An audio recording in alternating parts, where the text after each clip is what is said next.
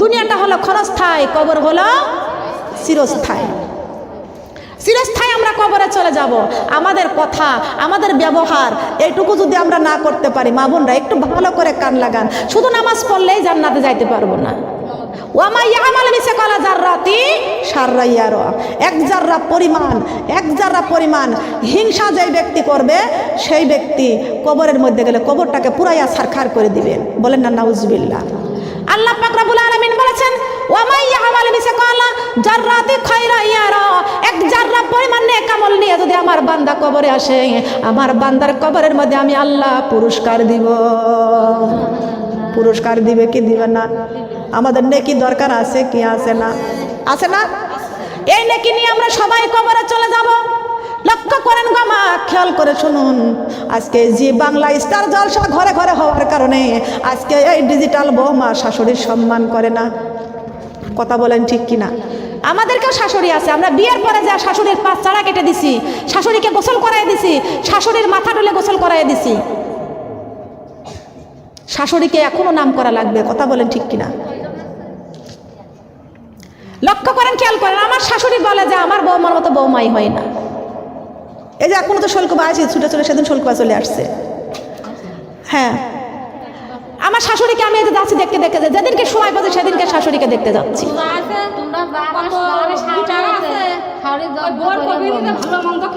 খেয়াল করেন, লক্ষ্য করেন, আমি আমার শাশুড়ির জন্য আঙ্গুর কিনে নিয়ে যাই, কমলা কিনে নিয়ে যাই। একটু কান লাগান, খেয়াল করেন, আমি আমার শাশুড়ির দেখতে যাই, বাড়িতে যাই, যাওয়ার পরে কমলা আঙ্গুর ফল কিনে নিয়ে যাই। বুড়ো হয়ে গেছে, দাঁত নাই, গালে দাঁত নাই, শক্ত জিনিস আপেল খাইতে পারবে না, শক্ত জিনিস খেতে পারবে না, আঙ্গুর দাঁতের কমলাটা খেতে পারে। নিয়ে গেছি আঙ্গুর আর কমলা কিনে নিয়ে গেছি। আমার শাশুড়ি এখন কাছে, তুমি এত টাকা দিয়ে এটা কিনে নিয়ে আসছো কি? আমার জন্য করে মুড়ি দিলেই যথেষ্ট, করে মুড়ি কিনে দিলেই আমি খুশি হব না। তাই বললাম মুড়ি খাবেন, মুড়ি দিয়ে যাচ্ছি, দাঁত একটাও নাই গালে। আমি কথা মুড়ি দিয়ে আর কি দিয়ে, মিষ্টি দিয়ে খাবেন, মিষ্টি জিনিসটা পছন্দ করে না, কথা মুড়ি আর চানাচুর দিয়ে যাও, গালে কিন্তু একটা দাঁতও নাই। মুড়ি খাবে আর চানাচুর খাবে। আমি বললাম ভাই ফল খান, বুড়োকালে এখন ফল খান, ফল খাইলে গায়ে শক্তি হবে। পাক খেয়ে খেয়ে পরে যান, আপনি হাঁটতে পারেন না। বলে না, এই ফলের দাম বেশি। দাম বেশি, টাকা কি আপনি দিয়েছেন না আমি কিনে নিয়ে আসছি? আমার স্বামী কোনোদিনও বলে না যে আমার মার জন্য এই জিনিসটা কিনে নিয়ে যাও। আল্লাহ একজন শুনতেছে, পবিত্র মাহে রমজান, কুরআন শরীফ আমার সামনে আছে, আমার স্বামী কোনোদিনও বলে না আমার মার জন্য এটা কিনে নিয়ে যাও, বলে না। আমি বলি বাড়িতে যাচ্ছি, তোমার মার সামনে গেলে তো জিজ্ঞাসা করে মুরব্বী মানুষ, তার হাতে কিছু দোয়া লাগবে, বিস্কুট কিনে দিয়ে আসি, পানিতে ভিজাই ভিজাই বিস্কুট খাবেন, আঙ্গুর কমলা কিনে নিয়ে দিয়ে আসি, মুড়ি খাই প্রতিদিন মুড়ি।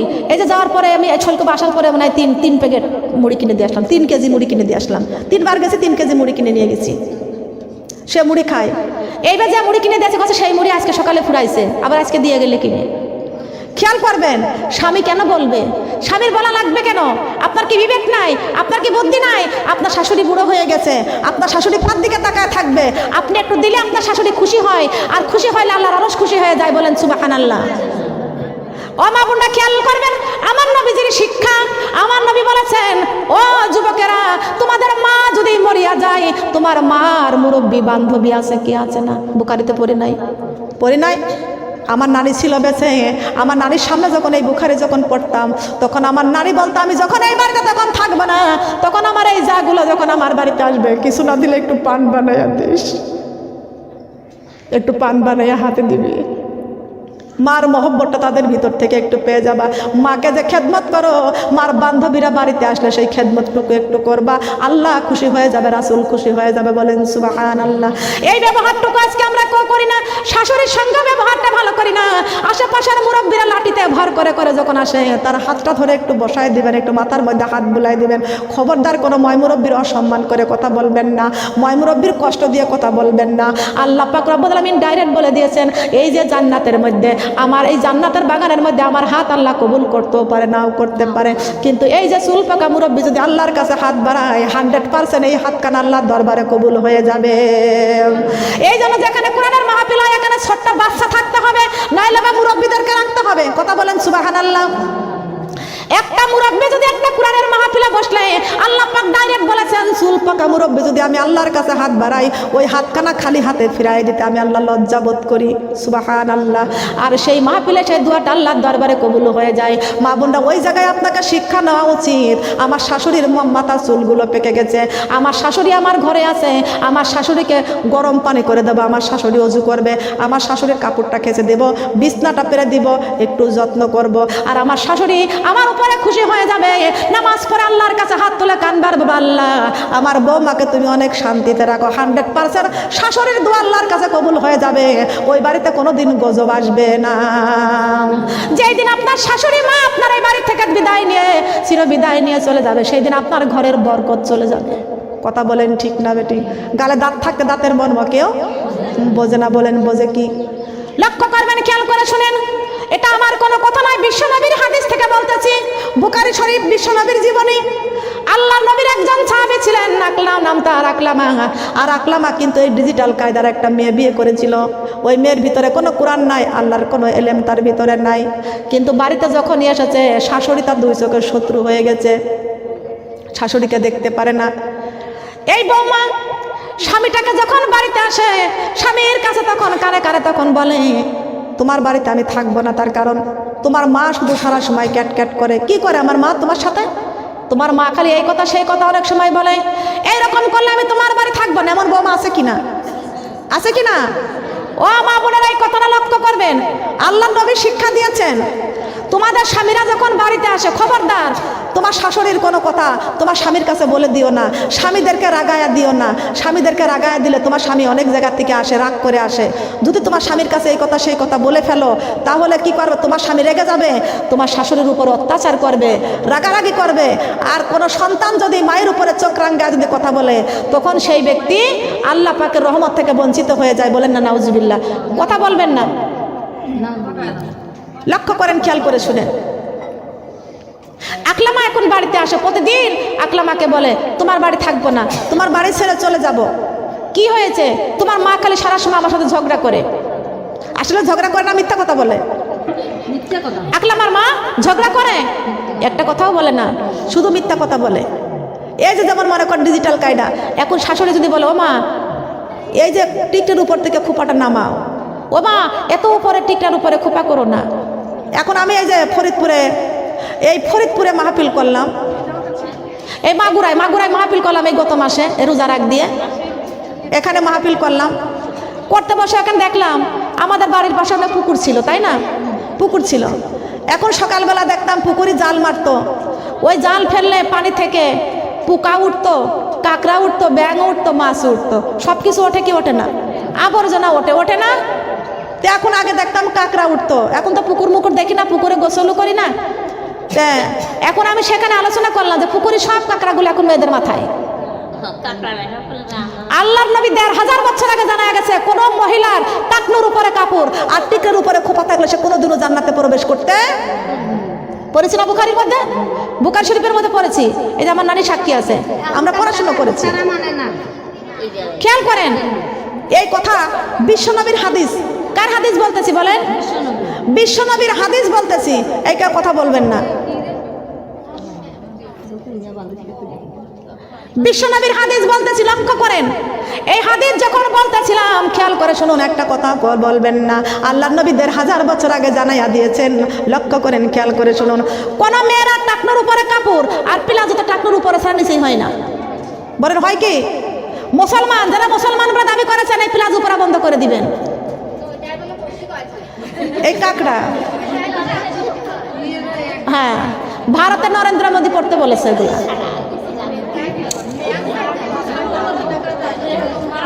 স্টপ, কথা বলা যাবে না, চুপ থাকতে হবে, কথা বলা যাবে না। বিশ্বনবীর হাদিস বলতেছি। কার হাদিস? এটাকে আমার কোন জীবনী বলতেছি? বিশ্বনবীর হাদিস বলতেছি। এখন টাকনির উপরে কাপড় পরে, প্লাজো, এই প্লাজো পরে টাকনু ঢেকে না। আর কি করে? এত বড় বড় লম্বা লম্বা চুল, ওটা পেঁচাইয়া পেঁচাইয়া এই জায়গা মারে। কি আছে কি আছে না? 5টা মা যেখানে খোপা করে, মেয়েও সেখানে খোপা করে। কি বলেন, করে কি করে না? আবার যায় বিউটি পার্লারে মুসলমানদের হারাম না হালাল? হারাম না হালাল? এই টিকের উপরে কাপড়, টিকের উপরে চুল বাঁধা হারাম না হালাল? বড় বড় নখ রাখা হারাম না হালাল? বলেন। টাকনুর উপরে কাপড় পরা হালাল না হারাম? এগুলো করা যাবে? এগুলো করা যাবে? আজকে থেকে এইগুলো ছাড়তে রাজি আছে কারা কারা দেখি? এইগুলো ছাড়তে রাজি আছে কারা কারা? এই টিকের উপরে কাকড়া মারা এগুলো বন্ধ করতে রাজি আছি? এখানে কেউ করে না এই কাজগুলো।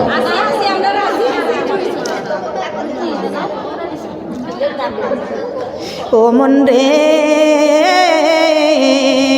কোরআনে ভুলে যাইও না কবরে, ও মন রে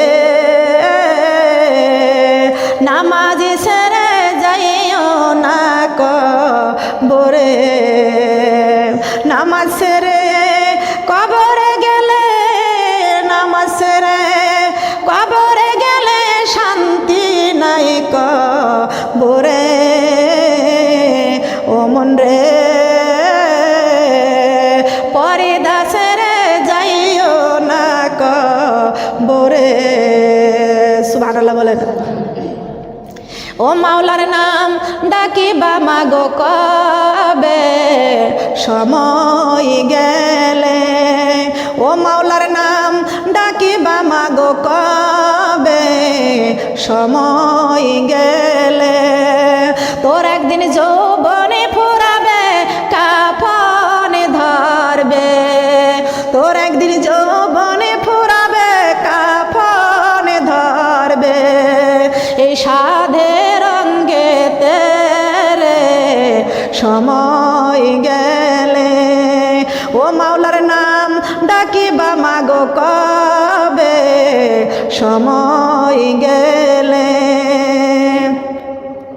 নাম ডেকেছিলেন ইউনূস নবী, পানির নিচাই ছিলেন ডুবি রে, নাম ডেকেছিলেন ইউনূস নবী, পানির নিচাই ছিলেন ডুবি রে, ও সে মাছের পেটে থাইকা নবী, ও সে মাছের পেটে থাইকা নবী, ও মাওলার নাম ভুলিলেন না রে সময় গেলে, ও মাওলার নাম ডাকিবা মাগো কবে সময় গেলে। নাম ডেকেছিলেন মূসা কালীম, তোর পাহাড়ে মাওলা দেখতে ছিলেন রে, ও আমার আল্লাহ বললেন লাংতারনি, ও আমার আল্লাহ বললেন লাংতারনি, দেখা হবে না এই জগতে সময় গেলে, ও মাওলার নাম ডাকিবা মাগো কবে সময় গেলে, তোর একদিন যৌবনে ফুরাবে কাফনে ধরবে, তোর একদিন যৌবনে ফুরাবে কাফনে ধরবে, এই সাধের অঙ্গেতে রে সময় গেলে। ঠিক কিনা বলেন? একটু বুঝতে হবে আমাদেরকে কি করতেছি, কিভাবে হাঁটতেছি, কিভাবে কথা বলতেছি, কিভাবে চলাফেরা করতেছি, আমার চলায় আল্লাহ খুশি হচ্ছে কিনা, আমার কথা বলায় আল্লাহ খুশি হচ্ছে কিনা, আমি যে খাইতেছি আমার এই খাওয়ায় আল্লাহ খুশি হচ্ছে কিনা, আমি যে পোশাক পরতেছি এই পোশাকে আমার আল্লাহ খুশি হচ্ছে কিনা, এগুলো আমাদের বোঝার দরকার আছে কি আছে না? বলেন আছে না? বোঝার দরকার আছে না? তবে লক্ষ্য করেন, কান লাগান, খেয়াল করে শুনুন। এই আকলামার মা, আকলামা যে আমার কাছে ডাক দেয় কয় বাবা রে, আকলামা যে আমার কাছে বলতে জানো মা তুমি সারাদিন আমার বউয়ের সঙ্গে ক্যাটক্যাট করো, ঝগড়া করো। আকলামার মা ডাক দেয়া বলতেছেন বাবা রে আমি তোর বউয়ের সঙ্গে আমি তো কখনো ঝগড়া করি নাই। আকলামার রাগ হয়ে গেছে, এই রাগ করে ডাক দেয়া বলতেছেন ও মা প্রতিদিন কি আমার বউ আমার কাছে মিথ্যা কথা বলে? এই যে কান ভাঙনে লেগে গেছে, কথা বলেন ঠিক কিনা? আজকের আগে নাই, কালকের আগে নাই, তৃতীয় দিন সন্তান রেগে গেছে, মার কাছে যা বলতেছেন, মা তুমি প্রতিদিন আমার বউয়ের সঙ্গে ঝগড়া করো। মা বলতেছে, আল্লাহর কসম করে বলি বাবা, তোর বউয়ের সঙ্গে তো আমার কোনো ঝগড়া নাই, কোনো কথা নয়। এমন আকলামা রাগ হয়ে যায় না, মাকে এমন জোরে একটা ধাক্কা মেরে দিয়েছে, তুমি কি প্রতিদিন আমার বউয়ের সঙ্গে ঝগড়া না করলে আমার বউ কি আমার কাছে মিথ্যা কথা বললো, আর তুমি ঝগড়া করো আর আমার কাছে তুমি অস্বীকার করো। মাকে একটা ধাক্কা মেরে দিয়েছে, এই ধাক্কায় আকলামার মা তখন পড়ে গিয়েছে। বলেন না নাউজুবিল্লাহ। আকলামার মা পড়ে গিয়েছেন। এই আকলামার মা যখন পড়ে গিয়েছেন, লক্ষ্য করে খেয়াল করে শুনুন, আকলামার মা পড়ে যায় মাজার কুটির থেকে ভেঙে গেছে। মা দুঃখিনী কষ্ট পাইছে। এই মা চিৎকার দিয়ে কান্দার বলে, আল্লাহ আমার আকলামা আমার যে আঘাত দিয়েছে, যে ব্যথা দিয়েছে, আমি কোনোদিন আমার আকলামাকে আমি মাফ করব না। নাউজুবিল্লাহ বলেন। আকলামার মা ডাক দিয়ে বলতেছেন, আমি মা কোনোদিন আমি মাফ করতে পারবো না। এমন কষ্ট যখন দিয়েছে, কষ্ট যখন পেয়েছে, মাজার কুটি থেকে ভেঙে গিয়েছে। আকলামার মা এমন ভাঙা অবস্থায় ঘরের মধ্যে পড়ে আছে। অল্প সময়ের দিনের মধ্যে আকলামা অসুস্থ হয়ে পড়েছে। আকলামা অসুস্থ হয়ে পড়েছে। কোনো ডাক্তার লাগাইলে রোগ ভালো হয় না। ও যে মা কষ্ট পেয়ে গেল আর বলতেছে, আকলামারে আমি কোনোদিন মাফ করব না। এই আকলামা এই যে একেতে মাকে ধাক্কা দিয়েছে, মার মাজার কুটি ভেঙে গেছে। মাকে আঘাত করলে মনের মধ্যে একটু কষ্ট লাগে কি লাগে না? রাগ করে মারছে, কিন্তু কষ্ট ভিতরে আছে, আছে কি আছে না? কিন্তু ওই যে মার রাগ হয়ে গেছে, মা রাগ করে বলেছে, আল্লাহ আমি কসম করে বললাম তোর বউয়ের সঙ্গে ঝগড়া করি নাই, কিন্তু আমার সন্তান তারপরও আমাকে ধাক্কা দিয়া আমার মাজার কোটিটাকে ভেঙে দিয়েছে। আমি হাঁটতে পারি না, আমি দাঁড়াইতে পারি না। ও আল্লাহ, আমার আকলামাকে আমি কোনোদিন এই অপরাধ আমি ক্ষমা করব না। আকলামা আস্তে আস্তে অসুস্থ হয়ে পড়ল। এই অসুস্থ হওয়ার পরে মা বোনেরা শাশুড়ির কাছ থেকে দোয়া নেবেন। আপনার কারণে যদি আপনার স্বামী যদি আপনার শাশুড়িকে ধরে মারে, আপনার শাশুড়িকে আপনার শাশুড়ি যদি অত্যাচার নির্যাতন করে আর আপনার শাশুড়ি যদি কষ্ট পায়, এই সঙ্গে আপনার বাড়িতে পছন্দ ধরে যাবে, ভাঙন ধরে যাবে। কথা বলেন ঠিক না বেঠিক? লাগবে কি লাগবে না? আপনার কি তখন শান্তি আসবে? আসবে। আপনার কারণে আপনার স্বামীর উপরে একটা গজব চলে আসবে। আপনার স্বামীও শেষ, আপনি হবেন বিধবা, আপনি পরের দাঁড়িয়ে হয়ে যাবেন। আপনার ঘরও তখন আর শান্তি ফিরে বলেন আসবে নাকি?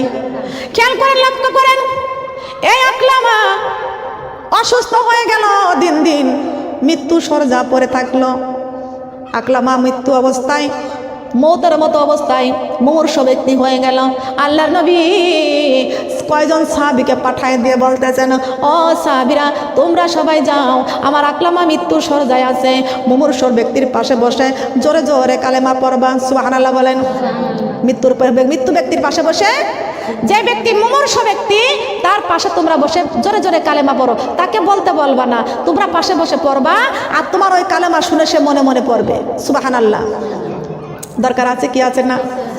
আমি যখন দুনিয়া ছাড়িব, আমি যখন দুনিয়া ছাড়িব, তোমরা কেহ কান্দিও না, পাশেতে বসিয়া কোরআন পড়িও, শয়তানের ধোকায় যেন পড়িও না। কালেমা লা ইলাহা ইল্লাল্লাহ, কালেমা লা ইলাহা, কালেমা লা ইলাহা। আমি যখন মরিয়া যাব, তোমরা আমাকে ভুলিও না, পাশেতে বসিয়া কোরআন পড়িও, শয়তানের ধোকায় যেন পড়িও না। কালেমা লা ইলাহা ইল্লাল্লাহ, কালেমা লা ইলাহা। আমায় যখন গোসল করাবে, আমায় যখন গোসল করাবে, পর্দা করিতে ভুলিও না, পাশেতে বসিয়া কালেমা পড়িও, কালেমা পড়িতে ভুলিও না। কালেমা লা ইলাহা ইল্লাল্লাহ, কালেমা লা ইলাহা, কালেমা লা ইলাহা।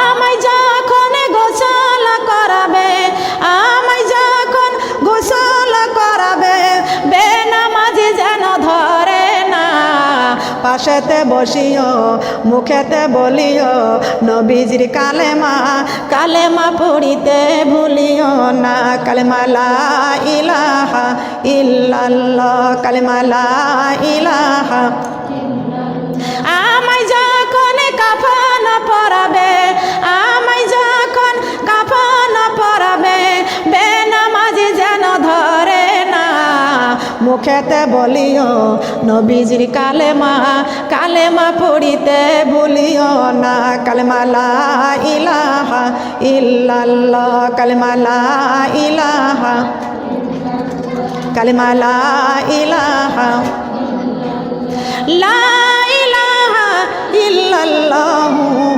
মুহাম্মাদুর রাসূলুল্লাহ সবাই বলি সাল্লাল্লাহু আলাইহি ওয়াসাল্লাম ইয়া রাসূলুল্লাহ পাই যদি নবী গো আপনার দিদার মওতের যাতনা থাকিবে না আমার দয়া যে করিয়া দিও গো দিদার দয়া যে করিয়া দয়া যে করিয়া দিও গো দিদার ইয়া রাসূলুল্লাহ ইয়া হাবিবাল্লাহ ইয়া রাসূলুল্লাহ গোসল করাইয়া কাফন পরাইয়া গোসল করাইয়া কাফন পরাইয়া রাখিবে যখন কবরে শুয়াইয়া থাকিও নবী আমার পাশে বসিয়া থাকিও নবী আমার পাশে বসিয়া ইয়া রাসূলুল্লাহ ইয়া হাবিবাল্লাহ ইয়া রাসূলুল্লাহ ইয়া রাসূলুল্লাহ মুনকিরি নাকির আসিয়া সওয়াল করবে বসাইয়া মুনকিরি নাকির আসিয়া সওয়াল করবেন বসাইয়া দিও গো নবীজি পর্দা সরাইয়া সালাম করব আপনার কদম ধরিয়া সালাম করব আপনার কদম ধরিয়া ইয়া রাসূলুল্লাহ ইয়া হাবিবাল্লাহ ইয়া রাসূলুল্লাহ ইয়া রাসূলুল্লাহ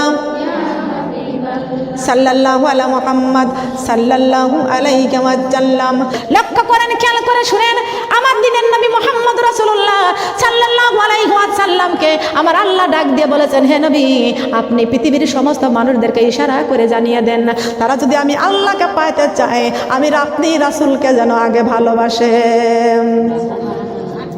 নবী আমার ডাক দিয়ে বলতেছেন উম্মতেরা গো আমি আল্লাহকে তোমরা যদি আমি আল্লাহকে ভালোবাসো তোমরা যদি আমি রাসূলকে ভালোবাসো তাহলে তোমরা আল্লাহকে পাইবা আর আমি রাসূল কথা দিলাম যারা মা বাবাকে ভালোবাসবা তারা আমি রাসূলকে পাইবা মা বাবাকে ভালোবাসবা রাসূলকে পাইবা আমার রাসূল বলেছেন জান্নাত মায়ের পায়ের নিচে বলছেন নবী হাদিসেতে জান্নাত মায়ের পায়ের নিচে বলছেন নবী হাদিসেতে মার কলিজায় আঘাত দিলে আল্লাহ সহে না মার কলিজায় আঘাত দিলে আল্লাহ সহে না আল্লাহ নবীজির দয়া তারা পাবি না হায়রে আল্লাহ নবীজির দয়া কথা বলেন ঠিক কিনা মা বাবা অতি আপন মা বাবার করো যতন মা বাবা অতি আপন মা বাবার করো যতন তিন কথার সাথে পায়া ভুইলা যায় না তিন কথার সাথে পায়া ভুইলা যায় না আল্লাহ নবীজির দয়া তারা পাবি না হায়রে আল্লাহ নবীজির দয়া তারা পাবি না কথা বলেন ঠিক কিনা আল্লাহ আর আমার নবীজির দয়া যদি কোনো উম্মতরা না পায় ওদের দুনিয়ায়ও শান্তি নাই কবরেও শান্তি